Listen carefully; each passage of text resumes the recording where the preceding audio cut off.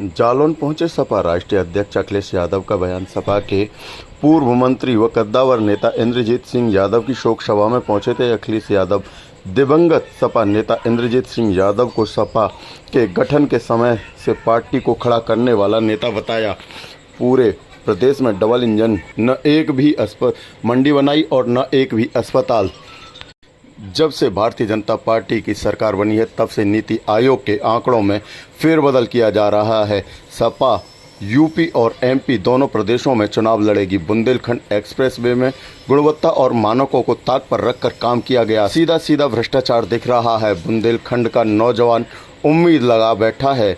बेरोजगारी चरम पर है। बीजेपी आते ही पुराने प्रोजेक्ट ठप पड़ गए। किसानों को भरोसा दिया गया था कि आय दुगनी होगी, लेकिन ऐसा कुछ भी नहीं हुआ।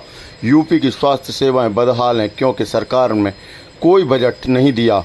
मणिपुर की घटना पर उन्होंने कहा कि ऐसा हो नहीं सकता कि बीजेपी के पीएम और गृह मंत्री को जानकारी न हो। आरएसएस नफरत और बांटने की राजनीति करती है। मणिपुर को राजनीतिक प्रयोगशाला के तौर पर प्रयोग किया जा रहा है। सभी पूछेंगे। अरे वसीम भाई, देखिए, इंद्रजीत सिंह यादव जी समाजवादी पार्टी के उन नेताओं में गिनती होती थी जिन नेताओं ने समाजवादी पार्टी के गठन में पूरी ईमानदारी से और पूरे निष्ठावान होकर के नीचे कर लो यार। संघर्ष के साथ साथ जमीन पर कैसे समाजवादी विचारधारा से लोग जुड़े, नीचे कर लो। उस पीढ़ी के लोगों ने समाजवादी पार्टी को खड़ा किया। नेताजी के साथ रह कर के उन्होंने लगातार समाजवादी पार्टी को मजबूत करने का काम किया। इंद्रजीत सिंह यादव जी पूरे जीवन समाजवादी पार्टी और समाजवादी पार्टी से जोड़ने के लिए लोगों को लगातार प्रेरित करते रहे। मुझे याद है जब मैं पिछली बार आपके ज़िले में आया था, उस समय भी इंद्रजीत यादव जी की तबीयत ठीक नहीं थी। मैं उनसे मिल कर के गया था। उन्होंने हमेशा समाजवादियों को और संघर्ष को आशीर्वाद देते रहे। समाजवादी पार्टी का कार्यालय का काम हो, लोगों की मदद हो, सुख दुख में जाना हो। और मुझे तो याद है कि सबसे पहली रथ यात्रा जब मैं लेकर के आया था, आप ही ने यात्रा का कार्यक्रम और किस जगह किस स्थान पर रुकना है, उन तमाम कार्यक्रमों को कराया। आज वो हमारे बीच नहीं है। समाजवादी नेता खोया हम लोगों ने, लेकिन उन्होंने परिवार और उनके तमाम सहयोगी साथी ऐसे हैं जो लगातार समाजवादी पार्टी के साथ और समाजवादी पार्टी को मजबूत बनाते रहे। अखिलेश जी, मणिपुर में जो घटना हुई है, कल प्रधानमंत्री ने कहा बहुत दुखद घटना है, इस पर हम कार्रवाई करेंगे, लेकिन 77 दिन तक उनके शब्द नहीं निकले, तो उस पर आप क्या करेंगे? देखिए, मणिपुर में जो कुछ हो रहा है या जो कुछ हुआ है, ऐसा संभव नहीं है कि भारतीय जनता पार्टी को, देश के प्रधानमंत्री को, देश के होम मिनिस्टर को न पता हो। सच्चाई तो ये है कि आरएसएस की नफरत की राजनीति, आरएसएस की बांटने की राजनीति और भारतीय जनता पार्टी का लगातार वोट कैसे बढ़े, लड़ाई और झगड़े और नफरत से लोगों में दूरियां हो जाएं, उन्हें वोट कैसे मिले, इस दिशा में लगातार वो प्रयोगशाला की तरह मणिपुर को इस्तेमाल कर रहे थे। और उसका परिणाम ये हुआ, कई लोगों ने जान दे दी, जान खो गई और न जाने कितने लोगों को घर छोड़ना पड़ा, नुकसान हुआ है। और जिस तरह की तस्वीरें आई कि एक महिला को जिस तरीके से घुमाया गया, और एक नहीं दो महिलाएं थीं, और उसके बाद मुख्यमंत्री का ये कहना कि ये घटना कोई एक अकेली घटना नहीं, ऐसी और घटनाएं हुई हैं। इससे ज़्यादा शर्मनाक, इससे ज़्यादा हमारे संस्कृति पर धब्बा लगने की बात कोई नहीं हो सकती, जो भारतीय जनता पार्टी के मुख्यमंत्री और देश के प्रधानमंत्री और देश के होम मिनिस्टर इस बात को देख रहे हों। जो मणिपुर में हुआ है, ये इतने दिनों के बाद तस्वीर आई। जो संस्थाएं थी, आईबी, वो क्या रिपोर्ट दे रही थी, इनके पास बड़ी बड़ी संस्थाएं जो जानकारी समय समय पर देती हैं, वो संस्थाएं क्या कर रही हैं? जब संस्थाएं पॉलिटिकल लोगों के पीछे लगाएंगे आप, तो वो सच्ची घटनाओं के बारे में क्यों जानकारी देंगे? ये बीजेपी सरकार और बीजेपी के नेता दोषी हैं। वहाँ पर जिन लोगों ने इस तरह की घटना की है, कार्रवाई हो। और आपके माध्यम से यही अपील होगी मणिपुर की जनता से कि झगड़ा, हिंसा, एक दूसरे के खिलाफ नफरत फैलाने से कोई रास्ता नहीं निकलेगा। मिल बैठ करके और जो समस्याओं का समाधान कर सके, वैसे वहाँ के लोगों को समस्या का समाधान के लिए सोचना चाहिए। संसद में आज राजनाथ सिंह ने कहा है कि हम चर्चा के लिए तैयार हैं संसद में इस मुद्दे पर। चर्चा के लिए तो तैयार होना ही पड़ेगा। लोकतंत्र में आप किसकी जबान दबाओगे?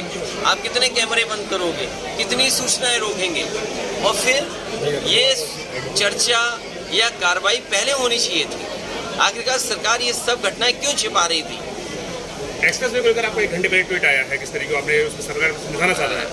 मैं जानबूझ करके इस रास्ते से आया, हालांकि दूरी ज़्यादा थी, लेकिन मैं ये मानता था कि दूरी चाहे ज़्यादा हो, लेकिन सड़कें ऐसी बनी हैं कि मैं कम समय में या उतने ही समय में पहुंच जाऊंगा।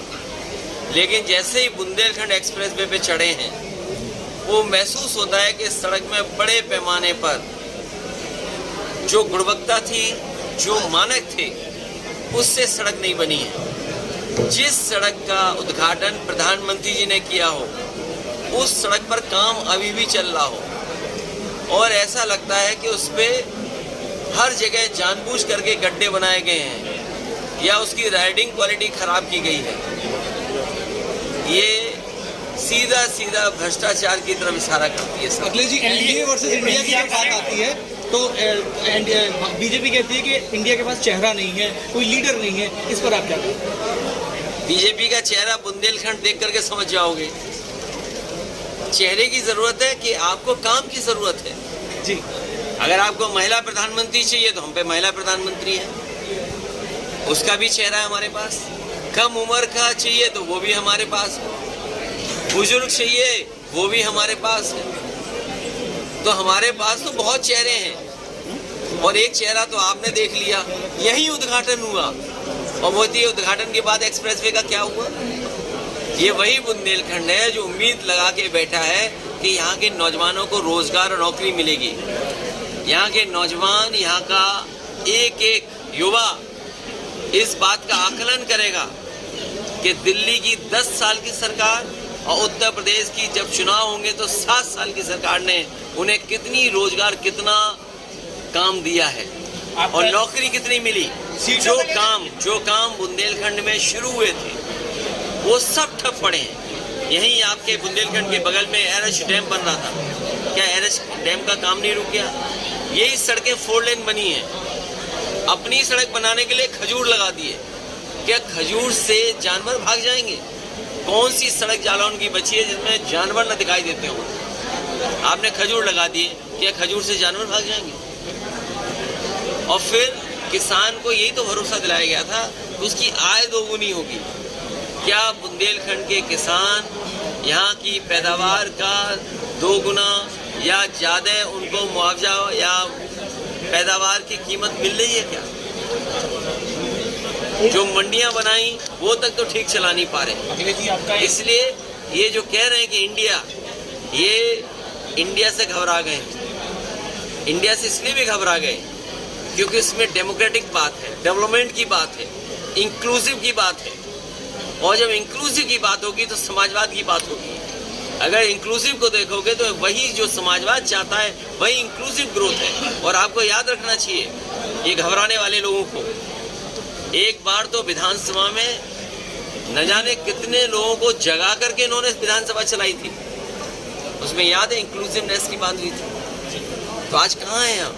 कहाँ भेदभाव खत्म हो गया? कहाँ जो हमारे आपके बीच में आर्थिक भेदभाव है कहाँ खत्म हो गया? जातियों का भेदभाव कहाँ खत्म हो गया? तो अगर हम इंक्लूसिवनेस की बात कर रहे हैं तो हम सबको साथ लेकर के चलने की बात कर रहे हैं। आपका एक सहयोगी है आरएलडी, चर्चाएं आ रही हैं जयंत चौधरी की कि वो एनडीए में शामिल हो। देखो ये पत्रकार भाइयों, ये चंडू खाने की गप मत चलाया करो। नहीं, ये चंडू खाने की गप मत चलाया करो। आप तो लगता है कैमरा भी अच्छा है, मोबाइल भी अच्छा है आप पर, लेकिन चंडू खाने की गप क्यों चला रहे हो? तो ओमकार राजभर और दारा सिंह को मंत्री बनाने की बात कर रही है, क्या कहेंगे इसके लिए? देखो जिसको स्वार्थ में सिद्धांत से क्या लेना देना। और मैं आपसे बहुत समझदारी की बात कह रहा हूँ। देखिए, ये चाहते हैं कि इन्हीं लोगों से बहस छिड़ी रहे, इसीलिए आप लोग भी उनके इंटरव्यू लेते हो। सवाल ये नहीं है, सवाल ये है कि जाति जनगणना होगी कि नहीं होगी, सामाजिक न्याय में जो भेदभाव हुआ है क्या उस पर चर्चा होगी, क्या उसमें समाधान ढूंढेंगे कि नहीं ढूंढे। ये केवल इंडिया से नहीं घबराए हुए हैं, ये समाजवादियों के नारा जो पीडीए उससे भी घबराए हुए हैं। हम किसी के खिलाफ नहीं हैं, लेकिन पीडीए के हक के लिए हमें लड़ना पड़ेगा। क्या जनेश्वर मिश्र जी पीडीए के हक के लिए नहीं लड़ रहे थे? क्या मोहन सिंह जी पीडीए के हक के लिए नहीं लड़े? क्या ब्रजेश तिवारी जी नहीं लड़े? इसलिए भारतीय जनता पार्टी घबराई हुई है। एक तरफ एनडीए है तो इंडिया है, और इंडिया के साथ साथ पीडीए है, तो सोचो कैसे घबराए हुए हैं। सीमा हैदर का आना किसको बहुत फेलियर लगता है? ये देखिए, इन सवालों पे नहीं, ये बुंदेलखंड में अन्ना जानवर से बचाओ।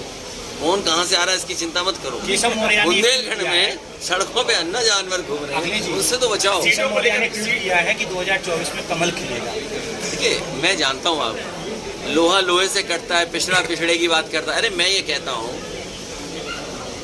आप सब लोग समझदार लोग हैं।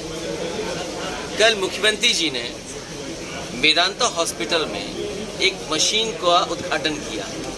बताओ, उत्तर प्रदेश के मुख्यमंत्री समाजवादी सरकार का वर्ल्ड क्लास कैंसर इंस्टीट्यूट बनाया, 100 एकड़ में बना हुआ है। उस 100 एकड़ के कैंसर इंस्टीट्यूट में वो मशीन नहीं सरकार खरीद पाई। आपका जालौन का मेडिकल कॉलेज है, क्या जो मशीन का उद्घाटन मुख्यमंत्री जी लखनऊ में कर रहे थे, क्या आपके जालौन के मेडिकल कॉलेज में नहीं होनी चाहिए? सवाल ये है कि आपके सरकार के मेडिकल कॉलेज की जो व्यवस्था होनी चाहिए, जो बजट होना चाहिए, उसके लिए आप पे सवाल ही नहीं है। क्या असिस्टेंट प्रोफेसर पर्याप्त हैं? क्या एडिशनल प्रोफेसर पर्याप्त हैं? क्या वहाँ टेक्निकल स्टाफ पर्याप्त है? क्या इस सरकार ने वो बजट दिया है जिससे बच्चों की अच्छी पढ़ाई हो सके, भविष्य में वो अच्छे डॉक्टर बन सके? क्या इसके लिए बजट दिया सरकार ने? और मैं तो आपसे कह के जा रहा हूँ, एक जिला अस्पताल बताओ मुझे, एक जिला अस्पताल जहाँ गरीब का इलाज हो रहा हो। और अगर आप सरकार की तरफ से जो सवाल पूछ रहे हो, ये क्योंकि 2 सवाल मुझे एक इधर से पूछा, एक इधर से पूछा, मैं आपके साथ अभी जिला अस्पताल चलने को तैयार हूँ। आप बताओ क्या दुर्दशा है वहाँ? अगर ना आप शर्मिंदा हो जाओ तो बताना। तो जो सरकार डबल इंजन की